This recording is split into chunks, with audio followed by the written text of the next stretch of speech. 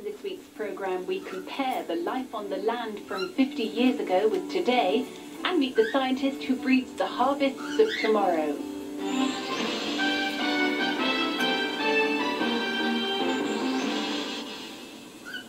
I've always thought of Lincolnshire as very flat, but in fact right in the heart of the county is this bumpy bit, the Lincolnshire Wolds, and in amongst the hills and the fields and the rolling farmland lies the little town of Louth. Now, that spire that you can see is in fact the tallest parish spire in Britain, and it's on St James's Church, and it's there that a congregation is waiting to welcome us as they raise the song of Harvest Home.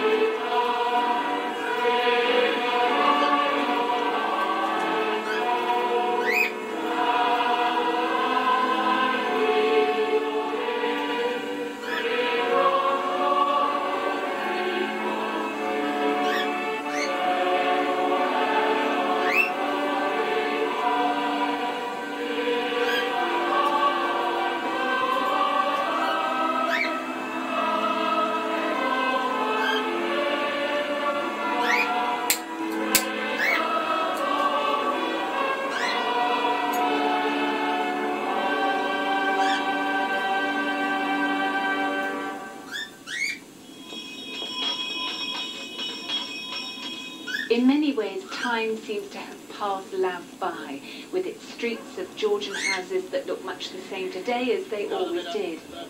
It's still a working market town, with 4 markets a week, 1 for livestock and 3 for produce. And at harvest time, the produce from the fields soon makes its presence felt in the shops in town. Oh, he's lovely. Marvellous. Let's see what else we can find in the corn market. For 1,000 years it's been a market town in the middle of a wide, fertile agricultural area where the farmers would bring in their corn by the cartload to the corn exchange, where people would bring in all kinds of produce, so developed a weekly auction, so you can bring in any kind of produce here. But still today? And still today they will sell it for you. £4 in a bag, as many bags as you like.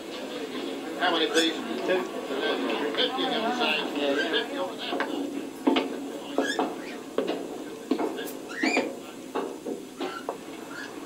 Wow, what a view.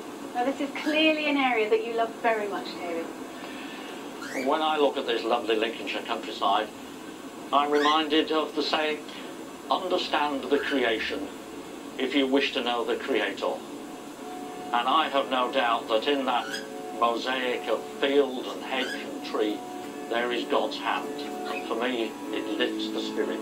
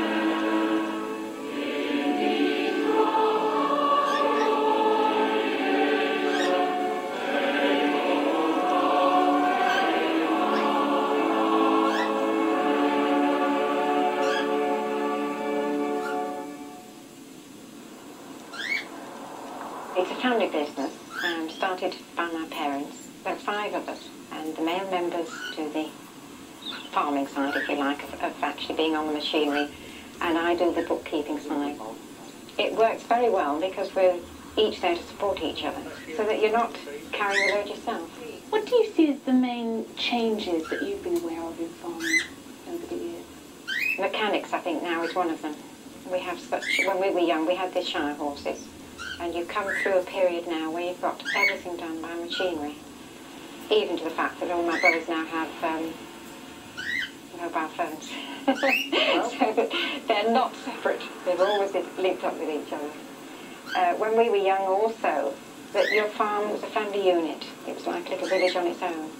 Harvest might be one of the busiest times, but is it also one of the most enjoyable? Oh, it's lovely, because really it's the end of your year's work, isn't it? You sow the seed at the start of the season, you nurture it, and when you come to harvest, it's the crop. It's your year's work. What do you think of as your relationship to this land which has been in your family for so many years?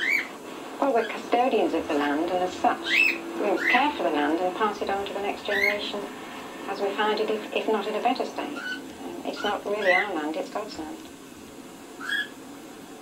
One of the nicest times of the day, when you have this absolute peacefulness, stillness on the farm, is in the early morning, particularly in summer and late at night, when it is so still. You've perhaps had a very, very busy day. The harvesters are around the field. They've been round everywhere. You've got 4 or 5 harvesters around. And then at night, you've got this beautiful stillness and peace. And you're so close to nature, you feel very close to God.